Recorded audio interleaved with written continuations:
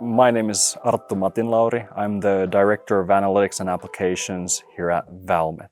We at Valmet Industrial Internet develop data platforms as well as analytical applications for the manufacturing industries. For example, one of the solutions that we have developed here at Valmet is looking at optimizing the way a paper and board machine is being run. We are able to identify energy savings of up to 15 to 20% in just adjusting the way the machine is being operated.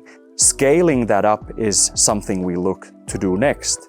Think about it. If on a single machine you are receiving 15 to 20% energy savings, that translates directly into emission savings, really making a global impact, really making the whole world a greener place to live in.